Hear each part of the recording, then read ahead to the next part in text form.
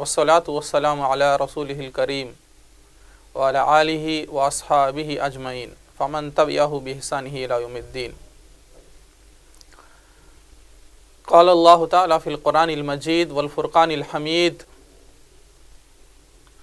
لقد كان لكم في قصصهم لعبرة لأولي الألباب رب اشرح لي صدري ويسر لي أمري واحلل عقدة من لساني يفقهوا قولي سبحانك لا علم لنا إلا ما علمتنا إنك أنت العليم الحكيم. అస్సలాము అలైకుం వరహ్మతుల్లాహి వబర్కాతుహు. సర్వలోకాల సృష్టికర్త, పాలకుడు, పోషకుడైనటువంటి అల్లాహ్ యొక్క శాంతి మీపై కొరియుగాక. స్ఫూర్తి టీవీ ప్రేక్షకులారా, ప్రవక్తల గాథలు అనేటటువంటి కార్యక్రమంలోనికి స్వాగతం, సుస్వాగతం. సోదరులారా, సోదరిమణులారా, మీ ముందు చిట్ట చివరి దైవ గ్రంథం ఖురాన్ నుండి సూర యూసుఫ్ 111వ వాక్యము పఠించడం జరిగింది. ఈ వాక్యంలో సర్వలోకాల సృష్టికర్త అయినటువంటి అల్లాహ్ ఈ విధంగా బోధిస్తున్నాడు. లఖద్ కాన ఫీ ఖససిహిం లఇబరతున్ లిఉలిల్ అల్బాబ్. వారి యొక్క గాథలలో మీ కొరకు విఘ్నత గలవారికి, బుద్ధిమంతులకు ఎంతో గుణపాఠం ఉంది అంటున్నాడు. ఎవరి యొక్క గాథల్లో మనకు గుణపాఠం ఉంది అంటే ప్రవక్తల యొక్క గాథల్లో. ఖురాన్ గ్రంథము మానవాళికి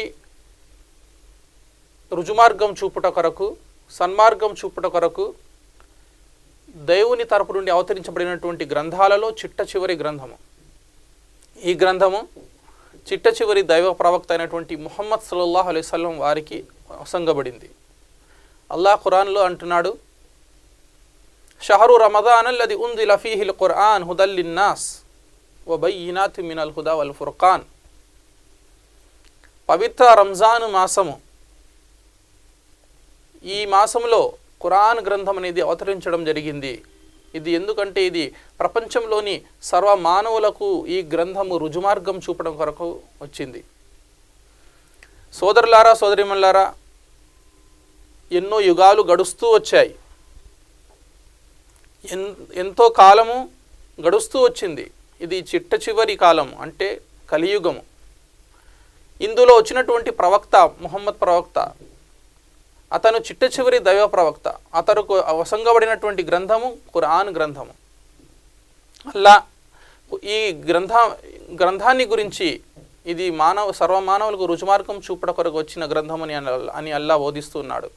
అదేవిధంగా ప్రవక్త ముహమ్మద్ సల్లల్లాహు అలైహి వసల్లం వారు అంటున్నారు, చూడండి, ఈ లోకంలో మానవులకు రుజుమార్గం చూపట కొరకు ఎంతోమంది ప్రవక్తలు వచ్చారు, వారిలో చిట్ట చివరి దైవ ప్రవక్తను నేనే.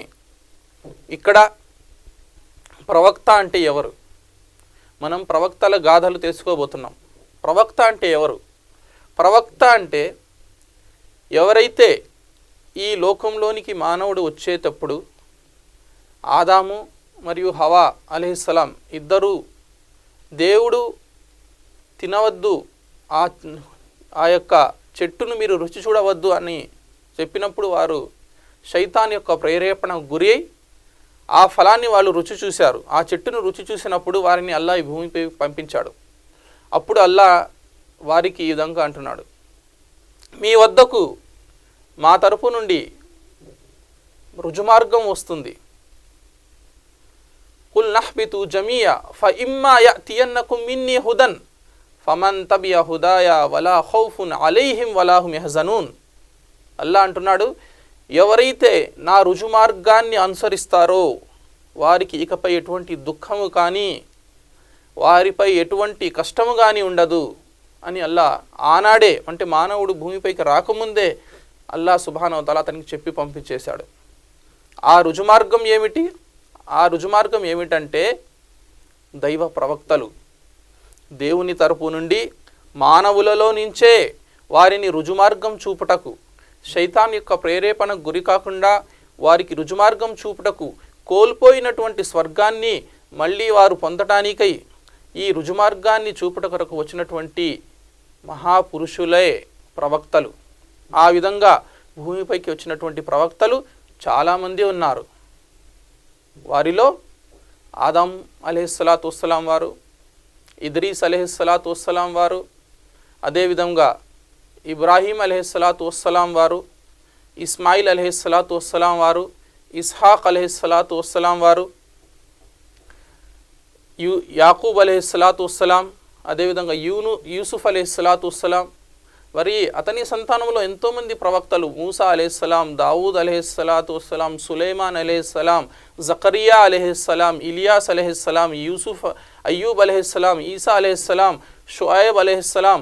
ఈ విధంగా ఈ ప్రపంచంలోనికి ఎంతోమంది ప్రవక్తలు వచ్చారు. హూద్ అలైహిస్సలాం, స్వాలెహ్ అలైహిస్సలాం, జుల్కిఫ్ల్ అలైహిస్సలాతు వస్సలాం.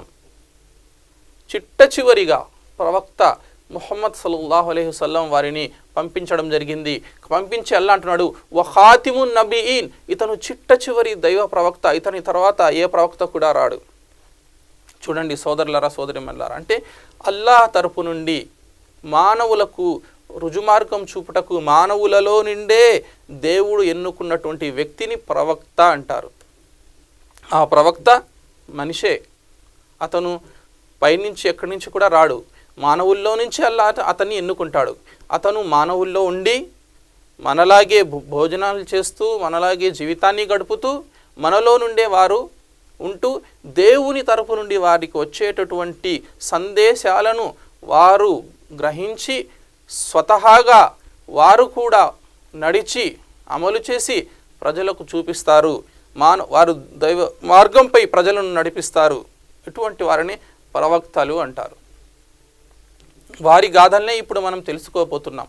లఖద్ కాన ఫీ ఖససిహిం ఇబ్రతున్, అల్లా అంటున్నాడు వారి గాథల్లో మీకు ఎన్నో విషయాలు తెలుస్తాయి. విఘ్నత గల వారికి, బుద్ధి పెట్టి ఆలోచించేటటువంటి వారికి ఎన్నో విషయాలు తెలుస్తాయి అని అల్లాహ్ సుబ్హానహు వ తఆలా చెప్తున్నాడు.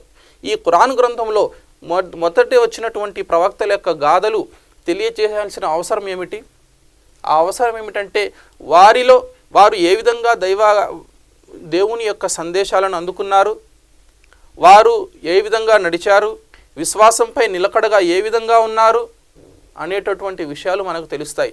వారు విశ్వాసంపై ఉంటూ ఈ భూమిపై, ఈ ధరతిపై వారు జీవితాన్ని గడుపుతూ ఏ విధంగా వారు రాజ్యాలు ఏలారు, వారు తమ జీవితాన్ని ఏ విధంగా గడిచారు, వారికి వచ్చినటువంటి కష్ట నష్టాలను విశ్వాసంపై నిలకడగా ఉంటూ ఏ విధంగా వారు ముందుకు వెళ్ళారు అనేటటువంటి విషయాలు అల్లాహ్ మనకు తెలియజేస్తున్నాడు.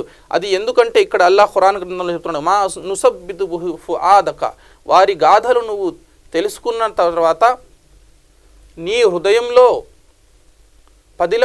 పదిలంగా గట్టిగా మనోనిబ్బరము, మనోధైర్యం వస్తుంది. విశ్వాసంపై ఏ విధంగా మనం నిలకడగా ఉండాలి, వారు ఏ విధంగా మీ పూర్వీకులు ఏ విధంగా దైవ మార్గాన్ని అనుసరించారు అనేటటువంటి గాథలు మనకి ఎప్పుడైతే తెలుస్తాయో మన విశ్వాసం కూడా పెరుగుతుంది.